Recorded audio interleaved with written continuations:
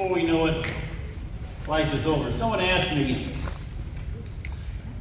what of all Art Williams said probably affected me more than anything? And I got the locker room notes book, so it's all in there, everything he said that I wrote down over years. And it took me a second. I said, probably life is just a flicker.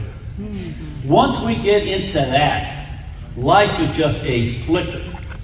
It's funny. Eugene, how long have you been with us? 32 years. 33 years. How long have you been with us? 31 years. 31 years. Carol and I have been married 54. Just like, and I met my high school friend I've known since I was 14 years old. We had lunch yesterday. And remember things in high school. How do we remember those things? I can remember my first 2 or 3 months in Dallas, Texas, all those years ago. The interviews, I remember who they were. I remember where I met them. And it's just amazing. See, once you understand that life is just a flicker, you better get on with it. Because you blink and it's over. Yes. You blink and 10 years goes by. When I left my first job, when I flunked out of college, I went to University of Illinois, Chicago, when I was at Navy Pier, some of you old timers. And flunked out of that. Those Northside kids I didn't know how to study. And I was immature about school and went to work in my factory where my dad worked. And I was making lightning arresters for $2.34 an hour on the floor, on my feet all day, literally manual work. And I thought, I don't want to do this for the rest of my life. You have to come to that conclusion. So I went back to college, flunked out immediately. And I had not made up my mind as how I wanted my life to turn out. And I went back to the same job. First words out of my mouth when I saw the same crew, I won't be here long. And they all said, oh man, that's what we all said 10, 15, 20 years ago. Then life happens, kids come, marriages, family, and next thing you know, you blink, and it's gone. I'm telling you, that's why get it over with. The next 18 months, you can have this over with, all of you. 18 months from now, it could be over. Doesn't take 5 years. It takes about 18 months of doing what your upline leader says to do. And it's over. And imagine going into a house, and a good friend of yours, you say, what's that box over there? Oh, that's something called a perpetual money machine. A perpetual money, yeah. Once you construct it and put it together and turn it on, it'll spin out $100,000, $200,000, $300,000 a year in perpetuity. Next 100, 200 years. How long have you had it? 3 years. Think about it. You had it for 3 years? You haven't even done anything with it? What are you waiting for? Well, is there any help? Oh, no. Once I got serious, it would take me about 18 months to build it, but then my income would be forever. You could have had it over with by now. Yeah, I know, but I've been busy. Isn't there anybody helping? Oh, no, a lot of people help me. In fact, they have school this coming weekend. I go to teach me how to build it. And they're going to teach me, they're in Gurney. I'm going. If it doesn't rain or snow or something else doesn't come up. And no one's going to help. Oh, no, they're going to build 2/3 of it for me. My manager, the one who gave me the box, he gave it to I paid $125 for it. Someone's going to build, you paid $125, it's been sitting here for 3 years, they would build 2/3 of it for you. And you haven't even opened the box yet. That's right. You know how many people we have in Primerica? 80,000 in July said that. 300 people in the last year have said that. Your job is to build it for them, not have them come to build it for you. But imagine, Virginia Carter is an example. She built it one time. Art Williams says in the locker room notes, you only have to build it once, but if you build it once, that's enough. And she built it over about from probably 75, 74 to about 83. 8 years. And now that income is going on for a little, since 83, 40 years. She hasn't worked, she's been dead for 12. Yet her family, while she was alive, just off of me, she made 20 million. Since she's been dead, her family's been paid 7 million. What are you waiting for? You see, I'm telling you, once that indoctrination gets entrenched in your brain, it's over. And you got to say, I'm not one of those people. I'm not letting it get a hold of me. I got to break away, because I'm telling you, they'll snatch you back in. You leave Fibericum and get another job, they got you. And it's never going to end. They keep pulling you back in with promises that never pay off. But how would you like to have a perpetual money machine working for you, pumping every month? That's what you've got coming in for the next 100 years. Virginia Carter's daughter called me and said, how long will this money last, Bill? I said, good 100 years. Think about that for a second.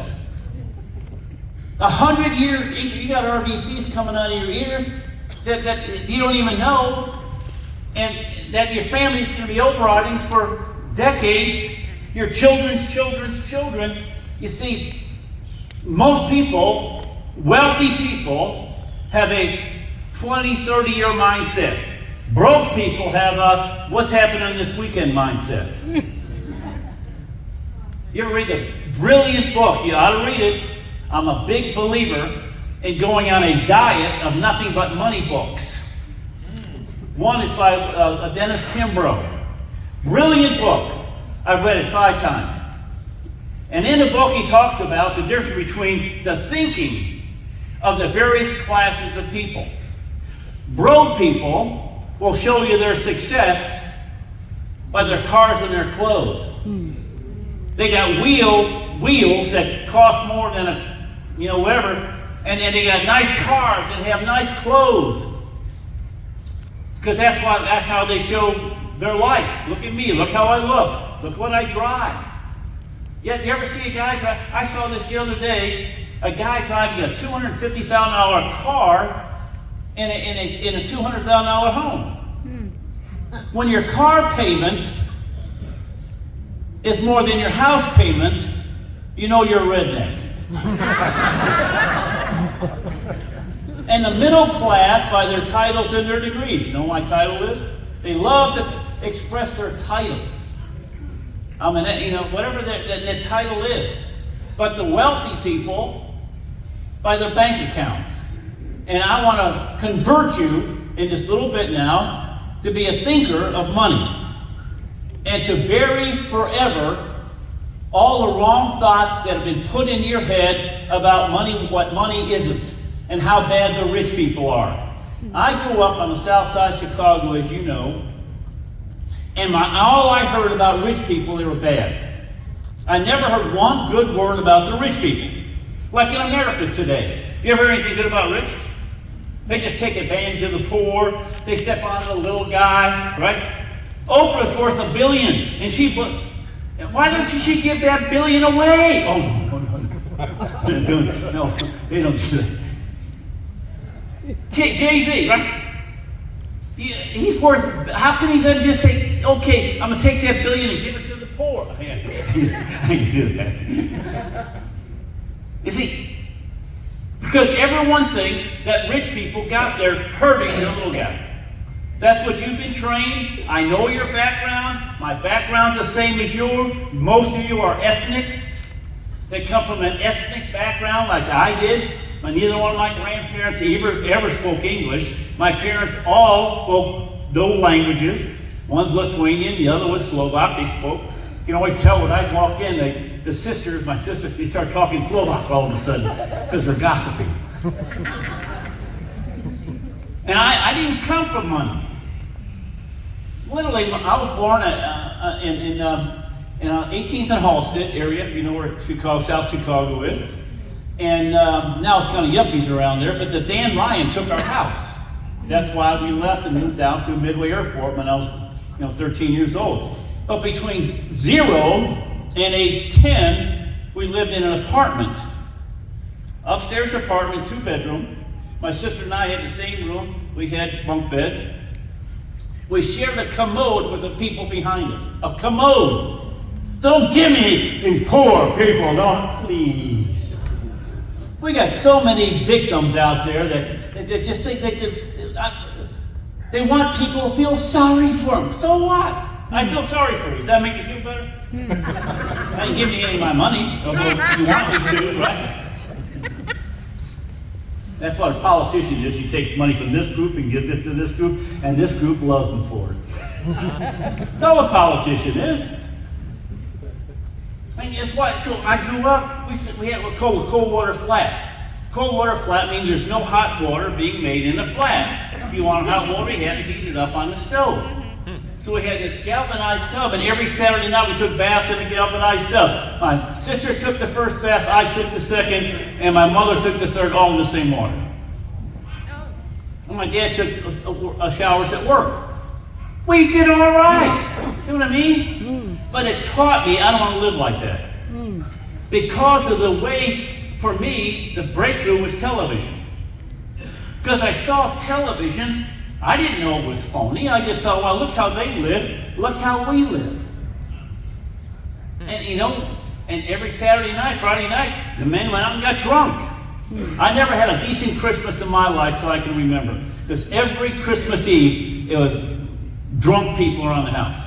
But that's what they do, you get drunk. Right? Because what? It's an escape. What's your escape from your life right now? You're going to pick one. Right? Please don't be the Bears football team. Or the Cubs. I was always a Cub fan. Not the White Sox this past year, right? Not the Bulls. I mean, name it, right? Not the Blackhawks anymore. You're in trouble. And we've had Cowboys, which is really in trouble.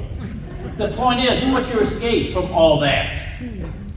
This is an adult conversation, and you're an adult. And now's the time to be talking about what it means to have money and make money.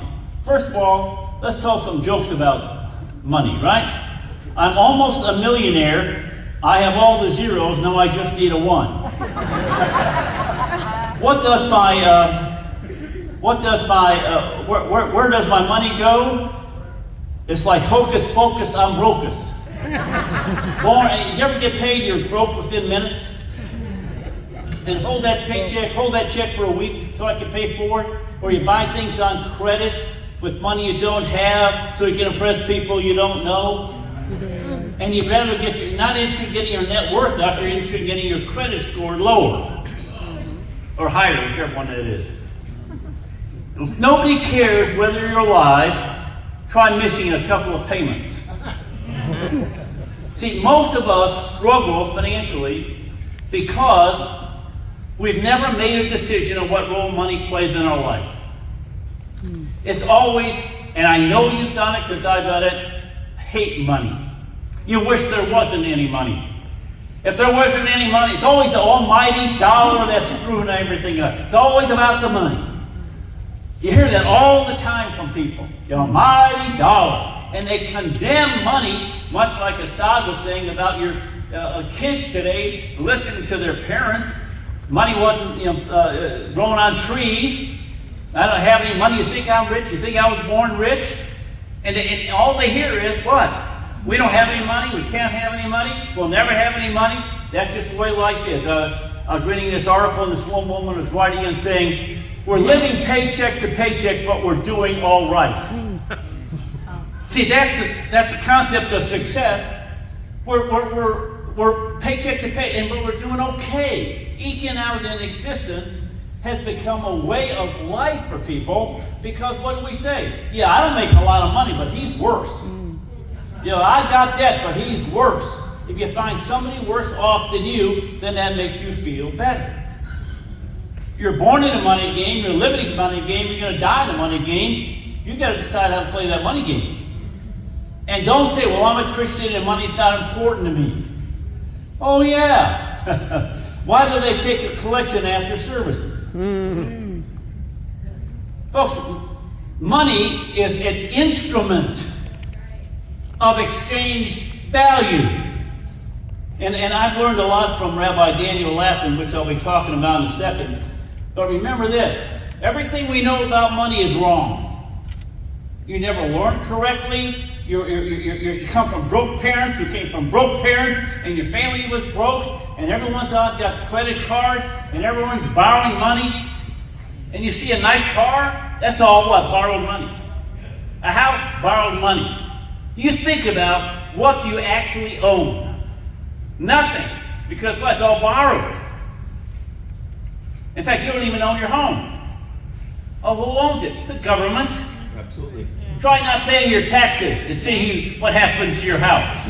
You get evicted for not paying. You don't own that thing. But we live our lives, you got to start owning your life. There's nothing more disappointing than working at a company for 15, 20 years and you have nothing to show for it, and you're in debt, and if you die tomorrow, you leave nothing to your kids. Because our minds are, money's not important to me. I know. I've seen how you live. I know. I see that your wife works. I know. I see that you're having your kids take student loans. You kids have student loans? Assad? You kids? Nope. Have car payments? Nope. See, don't you want that for your kids? They don't have the burden of it. Imagine a kid with $40,000, $50,000 student loans falling in love with a girl with $100,000 of student loans, and they're going to live happily ever after. That's behind the 8 ball to start with, and we know what causes most divorces in America: financial issues.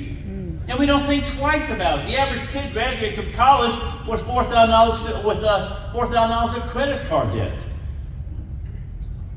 I was asked not to come back to it was a sophomore class in high school where my son went to school, a Christian school, and I was asked not to come back because I said, there's 3 things you should never do in front of your children. Smoke in front of your children, drink in front of your children, and use credit cards in front of your children. Right. Yeah, guess what we do? Pull out that credit card. Show those kids. We're training them. Here's how you pay for things. Use that credit card. Then you complain we're broke. And then you hear husband and mother and father complaining about what the cost of things. And you complain about the rich people. And there's always taking your money. And rich people are bad. And then they wonder why they turn out just like you financially. And they come later in life asking you for money. Now 5 kids, 1 woman can take care of 5 kids financially, but 5 kids can't take care of 1 woman financially when she gets older. Wow. It's amazing. I remember watching this thing years ago about, we need prescription drug medication, a bill for prescription drugs, so these older people can't pay for their drugs. Where are their kids? You're building monsters financially. And you've got it in your head and you're struggling. As an example, how much is enough? Have you ever heard that one? You ever had, how much is enough? Don't you ever satisfied? Think about this. It's like saying, how many children do you want? 5. How much is enough? You should only have 2 kids. You should not have more than 2 kids. Nobody should have more than 2 kids. It's none of my business that you want more than 2 kids. But we do that financially. No one should make more than money than me. The guy said to me, make too much money, go to hell. I said, really? Oh yeah, they'll write check down. I said, well, can you tell me exactly how much it is before you go to hell? Come on, they do in South Chicago, maybe not North. It's not come on, it's come on. Which is, I don't know what I'm talking about. I have no answers, so I'm trying to label you something wrong with you. Come on. I said 50,000. No, come on. I said 60,000. Come on. 70. Getting close, Bill. Which means anyone making more money than them, there's something wrong with them, right? You're going to hell. Bill, how much money do you want? I said $1 more, just $1 less, and then I go to hell. Right? If it's 100,000, I'm going to make 9,000, 109,000. I don't want to go to hell, but I'll make $1 less. See, how much money have you decided to make in your life? What role does money play? How much money is too much for you? How much money have you already been satisfied with? Can't you be satisfied with the money you're making? Can't you be satisfied on your income? You're never satisfied. You never will be, because when you're satisfied, you stop growing, you stop trying. Don't you? You want your kids to get straight A's or straight D's? Passing is passing. Well, A's, why? Well, because they can get a scholarship. Oh, it's about the money. Isn't that funny? Parents want their kids to get scholarships before why? Oh, it's free money. And that's something. Why is everyone voting for people who will pay off their student loans? And that's the only dang reason you voted for certain people. They'll pay off it. Is that it? You want them to pay off your bills and you vote for them to do stuff? See, the point I'm making is even if they say to you, I'm going to pay off your student loans, say, no, I'll pay them off myself, thank you. It's not good for me to have someone else paying my bills for me. And because you got to grow, you got to come here, you got to look at something else. You got to become more. Trying to make it easier on people actually make it worse. I believe other people owed me something. They owed me some part of their income belonged to me. Why? Because let the rich guy pay for it. Did you ever hear that one? Let the rich guy pay for it. Well, what about you? Well, he's got all the money. He should have to pay for it. I'm struggling. I got an idea. Don't struggle anymore. There's reasons you're struggling financially. And it's not somebody else's fault. Bill Gates is worth billions. How has he hurt you? Jeff Bezos is worth billions. How has he hurt you? But we gotta blame somebody for a lot in life. Money is a measurement of your contribution to your fellow man. So if you're not making the kind of money you want to make, guess what? You've got to find ways to serve people more. Because money is an exchange of value. When you go to work for somebody, you're exchanging your time and bringing value, and in turn they give you what? Money. And if you want to make more money and they won't pay you there, you're not a tree, you can move. My boss doesn't pay, well move, leave, quit. I think it's so funny how people, he lost his job. We all lose our job at one time or another. Well, it's the end of the world. No, it's not. It's a statement that that person there is not worth value. He's not bringing value. So I can let him go. One of my times I flunked out of college, I worked at Johnson & Johnson. I worked there for about 3 to 4 months, and then they laid me off. And I was, oh, that's a bummer. That's bad. Didn't hit me. They didn't lay everybody off. Guess what? They don't lay off the people they can't do without. They lay off the people that are not bringing the value that they should. I learned the lesson. I got to bring more value to the table. And what this is, money is a measurement of your contribution to your fellow man and the value that you're bringing. Here's some money cliches. There's more money, there's more to life than making money. You ever buy that one? How's that one working for you? You bought that one, right? You buy that one, you stuck in there. Someone told you that, and you go, I'll take that one. More to life than making money. You can't take it with you? How about that one? That's pretty good. How's that working for you, right? If you're struggling, some of you right now saying, I hate this talk, because I'm getting rid of some of the cliches that have been holding you back. They're like mental chains that won't let you grow.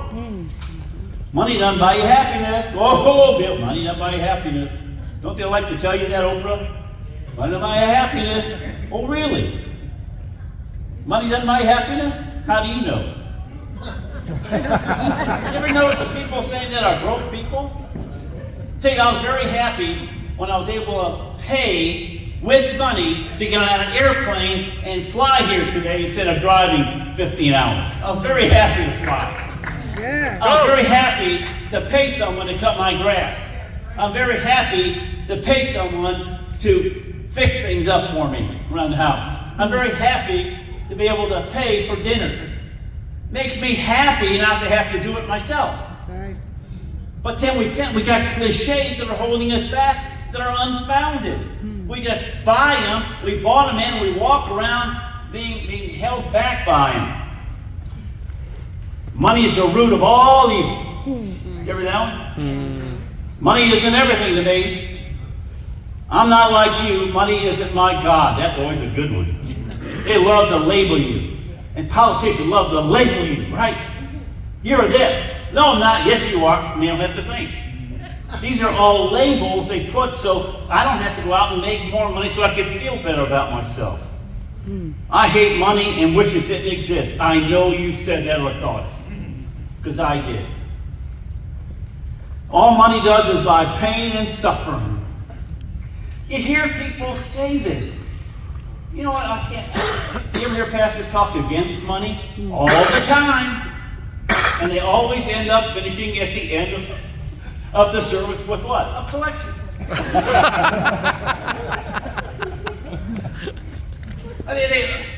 Here's the point. They're talking to people who don't use money or have money. They use credit. They never talked against credit. They only talked against money. But if you had to pay cash for everything, you'd understand money better. Let's say the credit's a lot easier. Pull out the credit card. My wife and I, several years ago, took our kids to something called the Radio City Music Hall Christmas Special. They're performing in Dallas. And we took at that time, we had like 5 adult kids, and Carol and myself. And we took them out to dinner. We paid for everything. We went to the place. We bought them tickets. We went in the parking lot, paid our $8 to get parking. Got a phone call. We need money. What do you mean? We don't have any money for parking. I mean, it's only $8. You've got 5 adults. That's right. We don't have any money. Here's the clue. You don't know what money is because you never carry it. You don't see it. It's invisible. It's credit. You pay everything online. When's the last time you saw $1,000 cash? When's the last time you had a $100 bill on you? Yeah. See, so we talk about something we don't know anything about because we don't see it. $100? This is called money. And I'm going to leave it here to see if anything evil happens.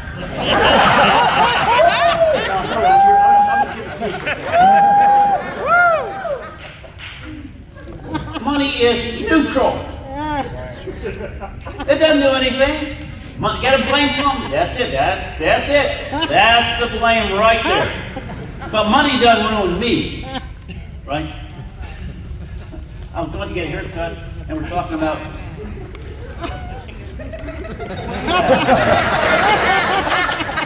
And we're talking about comb overs, right? And I said, don't ever let me get old and see I don't want a comb over. And she said, I had a guy come in and we're talking about comb overs, and he didn't like comb overs, but he said, but it looks good on me. See, that's how we get act our life. Money's bad, but it looks good on me. When I have it, it's good. But when you have it, it's bad. There's a couple $1,000s in here. I carry a couple $1,000s in me at all times. Why? Because I want to remember why I'm in Primerica. Wow. If you don't have cash on you, so one of the things I'm going to recommend, get a $100 bill, strange that might be for you, and add a $100 bill to your billfold. Don't have a wallet. Why? Wallets don't hold enough money. Wallets are for pictures and stuff like that. Right? Carry a $100 bill and add $100 every month to it for the next 10 months. So you have at least $1,000 at all times. But what if someone steals it? You can always get more. See how the mind goes? What if I lose it? You can always get more. You won't spend $100 bills. Those are tough to spend. 20s, 5s, you will. But having no money, next thing is, for the next 3 months, this is going to kill most of you. Never use a credit card for anything, pay cash for everything. You've got to retrain your brain as to money. As an example, how many people this last pay period at their jobs wrote a check for taxes? Nobody. They take it out. You don't even know, you just live on what's left. You don't know what you're paying in taxes. But if you had to write a check for your taxes, you'd be thinking different. Go on a cash diet for 90 days. Nothing but cash for everything. Got to get cash, right? Now you spend money, oh, that hurts, because why? It's got to lighten my load in my pocket, right? See, now you're starting to understand money and the need for money, because if you're using credit card or even debit card, it doesn't compute. And that's been the problem. We don't understand money because we never have it. They have something in South Chicago called currency exchanges, where every week, my mother never had a checking account until she was in, probably her early 50s. It was always cash. You get paycheck, you go to a place, currency exchange, you get the cash, and then you what? You put money for certain bills, and you go get money orders, right? To pay your bills. These people had a keen eye for money and an understanding of money, so that when I was 11 years old, guess what I decided to do? Get a paper route. And guess what I got paid in? Cash. And I had a lot of money. I started really learning to like money. Because why? Money was power. I never had to ask my parents for money. I paid cash for everything. I wanted a soda, I paid cash for it. I wanted a record, I paid for it. Cash. It was my money. Boy, I started learning about money. You've got to understand money. Another thing is, for the next 3 or 4 months, read nothing but money books. Like the Wealth Choice by Dennis Kimbrough. God Wants You Rich by Thomas Anderson. I'm a Badass at Making Money by Jed Sincero. I could tell you're not even running the damn things down. Congratulations. You victory. The victory, the broke, is victorious. Ain't that something? Ain't that something? Yeah. You know what? Don't ask me when you're broke at 65 to share my wealth with you by more taxes. Ain't that something? Socialist is a broke person who needs my money because he can save anything. What's the question? Am I too tough? You sure? This is an adult class. Third book. He was asking for the third book. I'm a Badass at Making Money by Jen Sincero. Sincero. Look at how screwed up Hollywood is, and all they want to do is have money. Right? We always look to somebody who's screwing up money and says, there you go, see? That caused that problem. Money makes you better. More money makes you better, or makes you worse. It doesn't make you. It makes you who you are. It doesn't. It just magnifies who you are. Kelly Clarkson, you ever hear her? She's a big TV person. She's from south of Dallas. Said, when I was told money doesn't buy you happiness, where I'm from, only the rich people can say that. Poor people don't know about it. People who don't know how to make money preach money is wrong. That's by Robert Kiyosaki. You take care of money one day, money will take care of you. You save money one day, money will save you. Money isn't important to me, but it sure calms my nerves, said Satchel Paige. So a lot of my thinking came from Rabbi Daniel Lapin. Boy, my wife hates this. But when I was a kid growing up, all the Jews had money. All the Jewish people had money and all the Christian people were broke. How come? Oh, that's just the Jews. No. Their thought process on money is different than everyone else's on money, the way they think and see money. So let's copy how the Jewish people think. Instead of condemning them, they're just greedy, no good rich people, right? Rabbi Lapin said, God created business. Think about everything is business. Everything is solving a problem. We exist because there's financial problems out there and job problems out there. But if you see a business, it's operating because someone has a problem and they will exchange money for you to serve them. So you got to find ways to what? To serve people better. And God created money as a what? Medium of exchange. So we're not having to say, all I got is corn. Do you need corn? I need beans. No, I don't need corn. I got the beans, but I'm going to give it to the guy who gave me squash. You can't do that. You can't. The barter system doesn't work. So we found a medium of exchange called money. Money, what? Makes that all easier. I can go out and I can buy corn because he doesn't eat, I need beans, but he doesn't need corn, but I give money and I get my beans. I might need a car, but guess what? He needs the money, right? So we exchange value that way. So money is a great vehicle to exchange things. And by the way, Rabbi Lapin talks about it, it's a certificate of performance. What does that mean? If I walked into Assad's office right now, stand up for a second, Assad, and show people your big old ring. That's called Circle of Champions ring. I've got one, he's got one, because we are champions at drawing circles.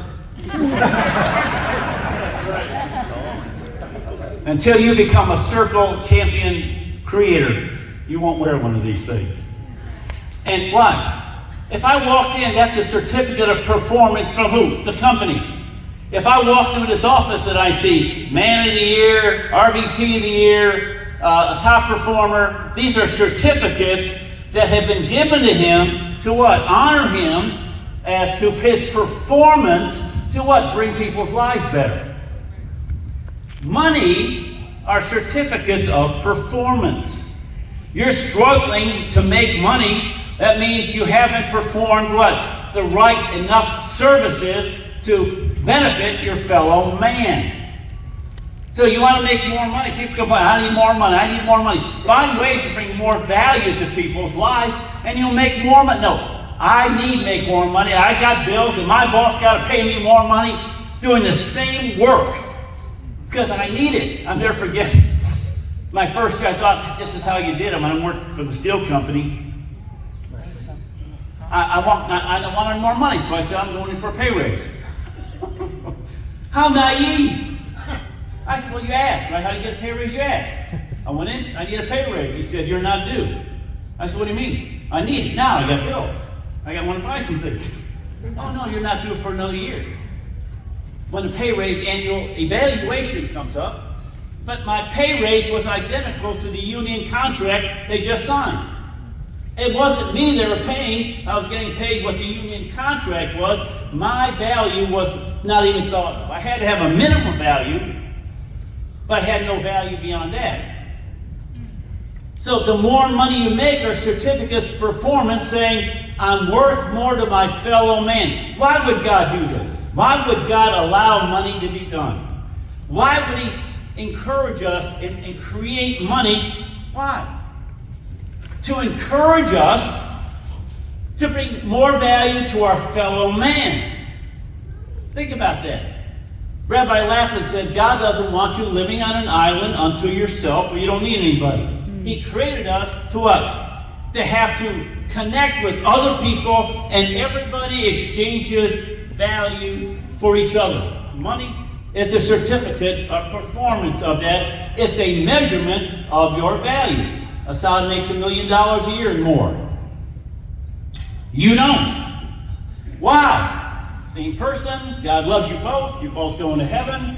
You both have eternal rest coming right down the road. Oh, he's bringing more value. He's got the same licenses you have. But he's got what? More people being benefited through him than you do. You're just a person or you just sell, right? But he's got thousands of people out selling. He's changing 1,000 families' lives a month. You're changing 10 families' lives a month. Who should get more money? So when you take a look at it, Rabbi Lapin said money is a measurement of your contribution to your fellow man. I went to a meeting that he had because when he comes to Dallas, he generally speaks to Christian audiences. He's Jewish. And he comes there to encourage people to make more money because the brainwashing in communities, churches, are so strong that people are not making more money and they're not contributing more to the church. They're not giving 10%. Less than 2% of all Christians give a tithe. They're not doing it because why? They're struck. Their tithe is, inflation is 8%. They just lost a month of salary with inflation. You just like a big pay. Wait till January 1st comes along and see what gas costs. By the way, gas is $1 cheaper in Dallas. Where's the other dollar going in Illinois? wherever somebody who has control of your money wants, and your life is worse off. Ain't that something? Because somebody said we need more money for something, whatever I want it to be for. See what happens when they control your money? They control you and your life and your quality of life. So I went to this service, and at the beginning of the service, Rabbi said, I took about 3 guys with me. Of course I would, makes sense. And Rabbi said, who wants to make more money next year than they did this year? 8 hands went up. My 2 and their 6. Nobody else raised their hands. He said, oh, the rest of you are too pious to want to make more money. Larry Wydell tells a story about how when he was struggling financially, he had to borrow money for gas from Bob Turley just to get to an Art Williams meeting. And it was just Bob Turley's group. And Art was talking, and he saw Larry there and said, Larry, you're just not money motivated, are you? And Larry said, I felt an instant of pride. You noticed, Art. I'm not one of them. Wow. Then Larry said, it hit me. That wasn't a compliment. Being not money motivated is not good. Because what? You stop serving more people. You get to a certain level of serving, but you don't serve anyone. You don't make anybody else's life better because all your needs were met. He said, I went out in the next 3 months, changed my business, and I doubled my income every month the next 4 months. All because he realized I need to be money motivated. Rabbi Lappin said, if you have a broken leg, would you limp on that leg for the rest of your life, or would you go get it fixed? Go get it fixed. He said, a broken leg mentally regarding money needs to be fixed. You should not limp on it because this is the way I was born, this is the way I was raised, this is how my parents thought. You listen to any of the politicians, they hate rich people. And they condemn rich people from anything between all kinds, including acting, right? It's always a blame. Yet my money is doing nothing but helping people. It's interesting how many people call me this time of the year and say, we need donations. We need donations. I said, money's not that important. They don't like to hear that. Here's what Rabbi Lappin says. Money represents everything we create. Assad created a business of people who become reps and RVPs, who create RVPs, and we bring in people's homes, and they're bringing financial independence to families, right? I'm proud to say our hierarchy pays 2 death claims a day. Now the company is not onto this, and I'm mad at the company because it will not get behind the life insurance crusade. It's all hooked on Wall Street to Main Street. But what about life insurance? Oh, yeah, those people exist too, right? We'll give you trophies at our meetings. But the point is, we paid $1.5 billion in death claims as a hierarchy. Not impress you, it impresses the widows. Because that's about $1.3 billion more than they would have gotten if I hadn't created a business. I've got countless people making $100,000 a year, numerous people making $1,500,000, $800,000, brought value to vast thousands of pounds. We got over 250,000 clients, 200 RVPs that I override, 100 that I don't. Thank you, Asad. At least you're making it, right? And the point is that we create value. Of course I'm making lots of money. I should make lots of money. Rabbi Lappin said this, if you're Jewish, in the Jewish community, and you're not making significant amounts of money, you're an embarrassment to the community. Wow. Now, why would that be? Why would they look down upon people that are not making a lot of money? Because they're not bringing significant value to their fellow man. They're happy with helping a few people because that's all the money they need to be happy. He said, why does it surprise us? The good and loving God rewards us financially for making his children's life better. For example, I've got 4 kids, I got 9 grandkids. You know how it is, you've got grandkids, right? And You love them to death, right? You just want to eat them up and all those terminology. Do you ever look at your children and they catch you looking at all you do is pure love? I mean, all you feel is love. Till they're teenagers. Wife said, having teenage children tells you why some animals eat their young. But right now, I love my grandkids. Right? Now, if you come into my life and you make my 4 children and their families' lives better because of what you've done, what you've taught them, am I going to be good to you? Yes. Oh my gosh, yes. And am I going to give you favor? Yes. Am I going to recognize you? Yes. Am I going to bless you? Which means what? Give you favor. Yes. See, so when we serve God's children, it's an automatic response of God to create what? More value for us. Because we treated his children well. Again, money, I love what he says, distills the very essence of a person's usefulness to their fellow man. You got to read this book called Thou Shalt Prosper by Rabbi Daniel Lapin. Distills the very essence of a person's usefulness to their fellow man. Do you ever hear a person, he's of no use? He's a loser. I don't like labels. I don't use labels, and I really work hard not to. But we label people with certain things, right? Right, because he won't contribute to make his life. He's just a taker. Taker. They take, and they take, and they take. And they're not makers. Makers make other people's lives better. When you please God's people, God responds with wealth. Now let me explain wealth to you. Money's gotten a bad rap, so to speak. Because why? How many clothes can you buy? How many houses can you buy? Right? All that stuff, right? We make excuses as to their choices of money. I understand. People don't want to get wealthy to buy things. They want to get wealthy so that no one's got their financial thumb on you.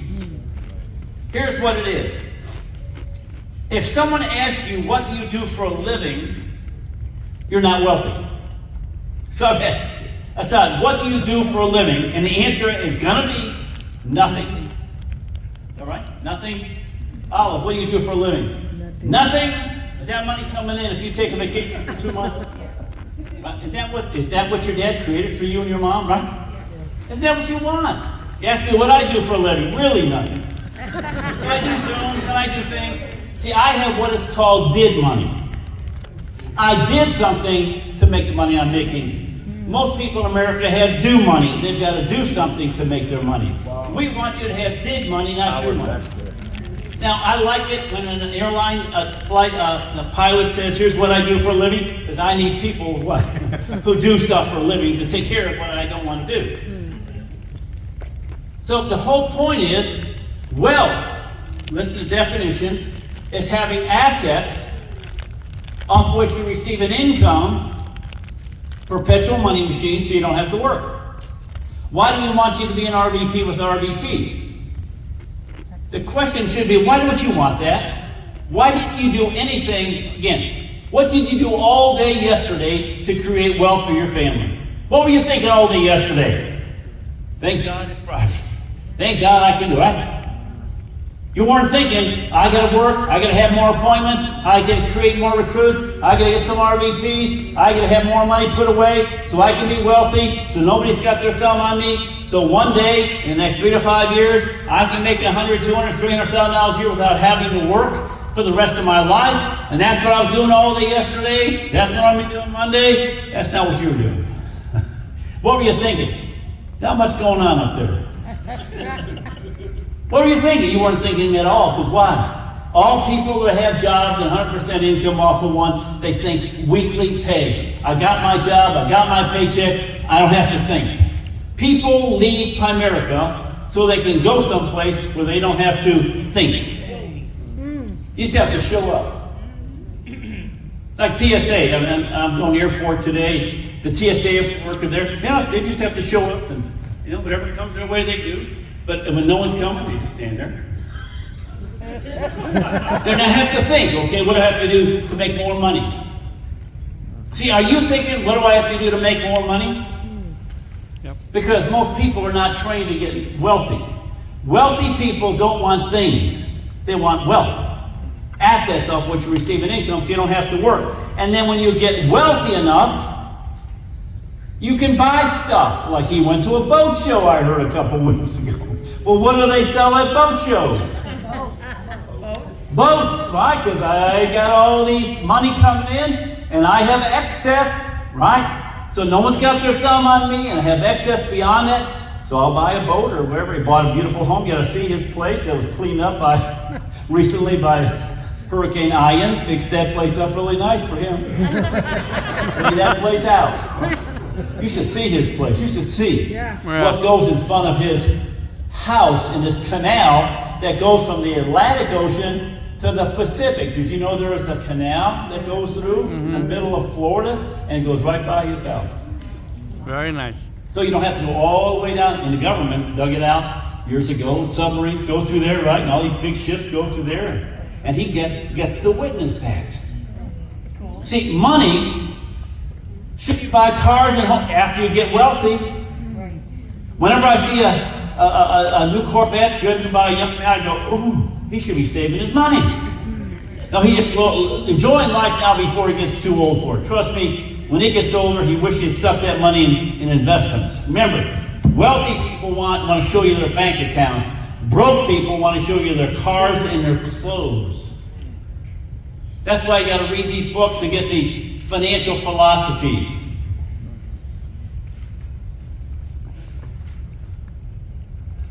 You got so much good stuff here.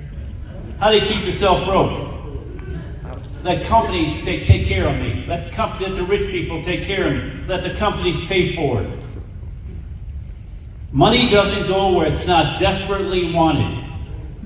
Now, why do you let me show you how this thing goes, right? This is very profound and it's very advanced. And a lot of people are not ready for this, but I'll tell you anyway. What did you do last month? Here's how it goes. What did you do last month? 20 by 20 as an RVP. Why? I did 20 by 20 so I can earn $15,000. Why? So I can save 8. Why? So I can be worth $2 million in 10 years. Why? So I can be worth $4 million in 16 years and $8 million in 22 years. And so at $22 million, at 10%, that's $2.2 million a year. So nobody's got their thumb on me, and I can tell everyone to go stick it in their ear. What did you do last month? No, team. 18,000. Did you think like I just did? No. See, we tend to get 18 by 18. So I can be number one. There's only one number one. No one cares if you're number one. How much money did you make? How much money did you put away? The only time Carol and I ever argued about money was not me making it. Trust me. And she didn't have to worry about me making money. I was going to make money. No woman wants to marry a man who is not money motivated. Let me explain that to you. You're in deep poo-poo if you're not money motivated and you got a spouse. Because women tend to be more money motivated, financially secure conscious than men are. Men can live in a trailer and be happy as long as they have their big screen TV and a six-pack, right? Women, because what? They got to take care. If you see two animals fighting, two male, the female sitting there and say, I'll take the winner. Your wife thinks she buried the winner. Yet we're saying, well, it should have been the other guy because I'm happy with my six-pack of beer, my big screen TV. And you go, what? They give up on it. What's in your head is in your wallet. What's in your head? Tell me how much money you made last month. You never talk to people. You say, what'd you do last month? I didn't ask you your recruiting and building numbers, did I? I asked you what you did last month. You assumed I wanted recruiting and premium. What did I want to hear? Well, here's how much money we saved, and here's how much money we made, and here was our numbers to make and save that money. See how rich people think? The only time Carol and I ever argued about money, wasn't even an argument, was this is the way it's going to be. From my aspect, we're saving money. I saved myself broke. I couldn't rub two nickels together. I wanted to stay hungry. I wanted to make more money and have more money to accumulate wealth. I couldn't wait to have $100,000 put away. Couldn't wait to be a millionaire. Couldn't wait to be a multi-millionaire. Why? So nobody had their thumb on me. Who's got their thumb on you? Somebody's got it, and he's probably down in Springfield, and he can't get enough money. And the other guy's in Washington, and they can never get enough money. And there's always the gas people, they can't get enough money.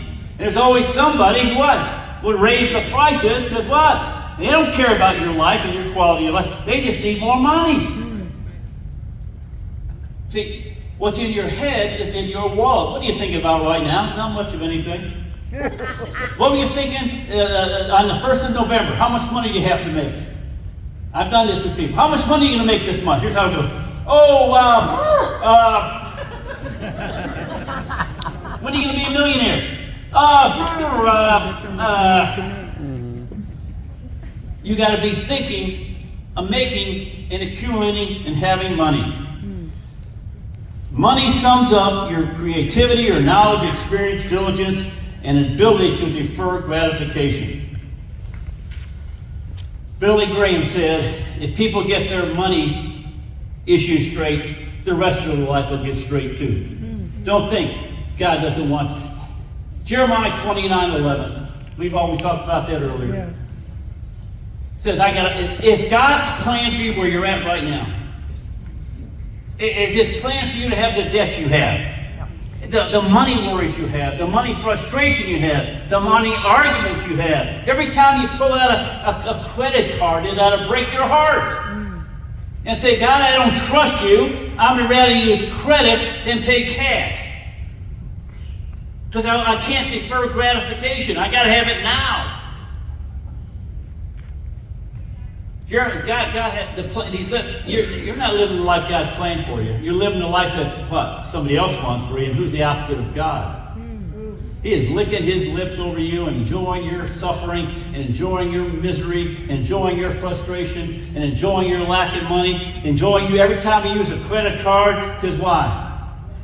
Debt is an abomination to God. But who loves it? The devil. Does cash ever get you into trouble, or does debt get you into trouble? We did a whole thing on Money Quest a week ago about debt. Well, debt is bad. You should be out of debt. You got to hate debt. You should never want to be in debt. You got to pay off your car, pay off your home, get cash, owe no one anything. Where does that say about it? Oh, the Bible. Oh man, nothing, never. Guess what we do? I'm not listening to that. I go to church every Sunday, but I'm not listening as far as that's concerned.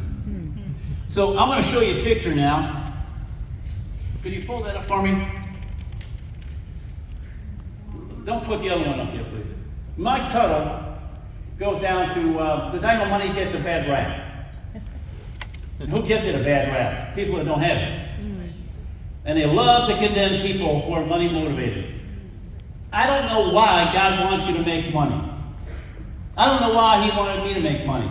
I wanted to make money. I wanted to have money.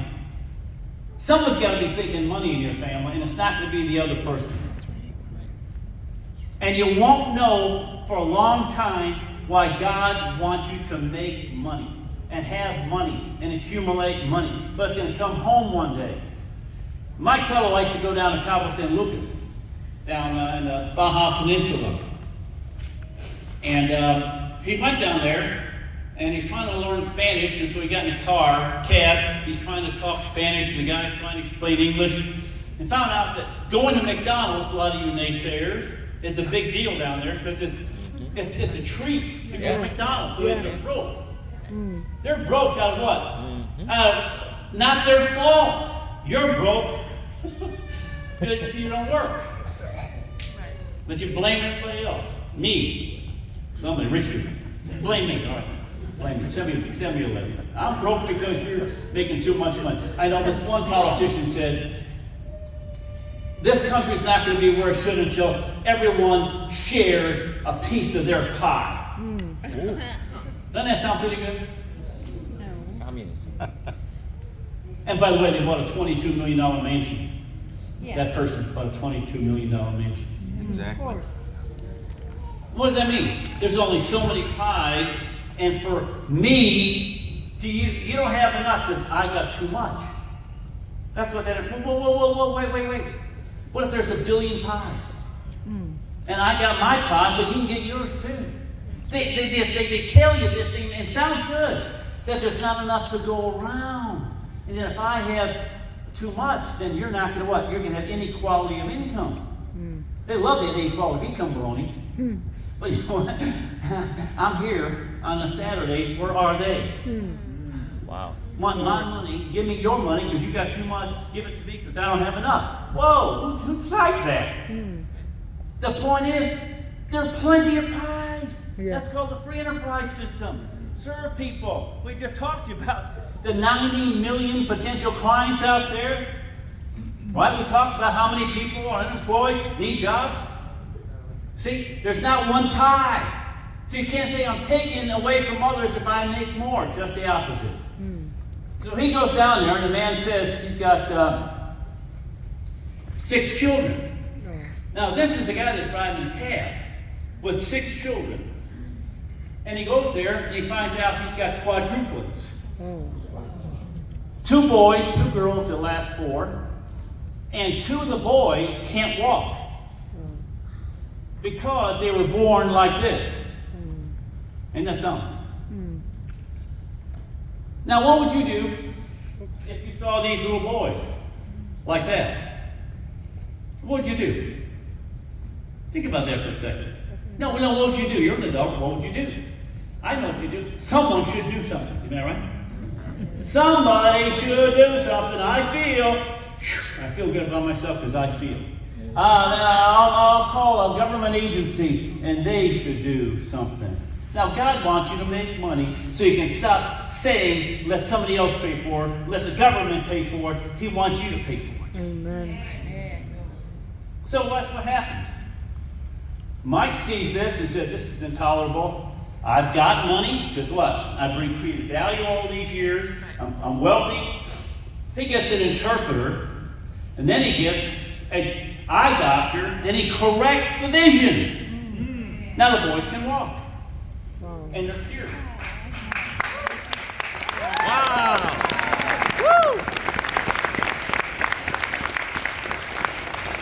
Here's the point. Kids. Money did that. Not medicine, not doctors. Money did that. Wow. You know money cures? Did you know that? Whoa, no, money didn't cure. Medicine cures. Oh yeah. But who paid for the medicine?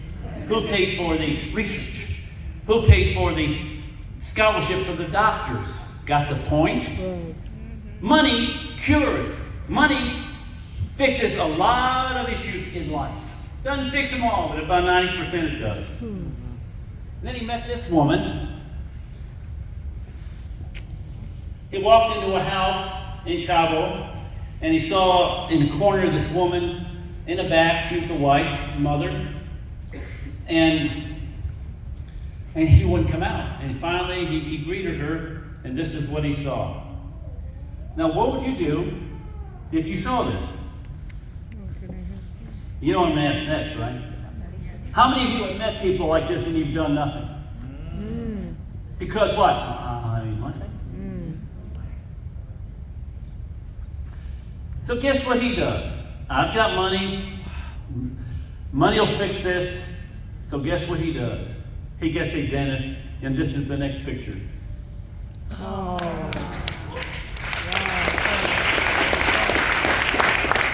I hope someday someone will be clapping for you one day. Yes.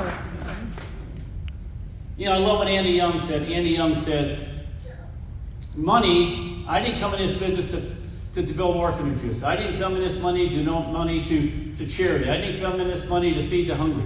I didn't come in this company to take care of the homeless. I came in this company to make money. Awfully cruel, right? But he said, because I've made money, I'm taking care of the homeless, I'm taking care of the orphans, I'm taking care of the poor, I'm taking care. God wants you to make, he wants his own people making money. Amen. Why in the heck do Christian people say, we got to go to the government to take care of things? We got, no. We take care of our own. Right. But see, we bought into those lies, and we've fallen into the trap of that. See, we want people saying good things about you. You know, there's a musical called Phantom of the Opera, and it was coming to Dallas. If you ever seen it, it's great. You know it's good? Second time is even better. Because you know what's coming, and the songs will make you soar. And it came to Dallas, and it said, be prepared to be dazzled and amazed at what you're about to see. Folks, you understand?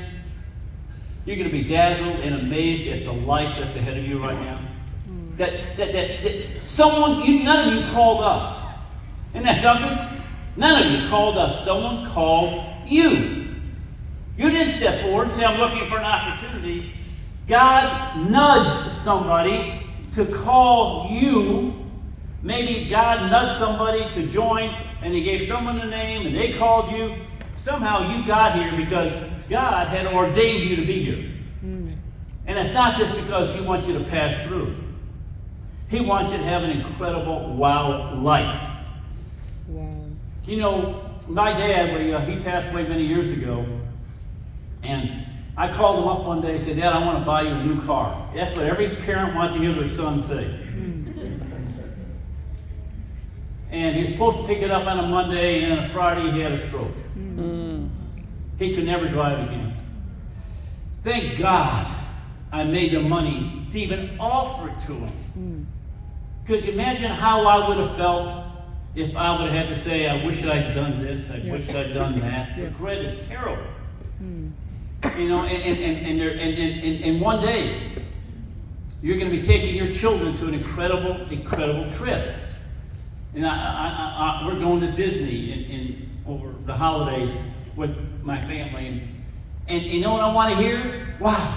Wow, Granddad. Wow. Wow. Wow. Wow. Nothing drills me more than a grandchild and a person I love saying, wow, because I did things years ago. Yes.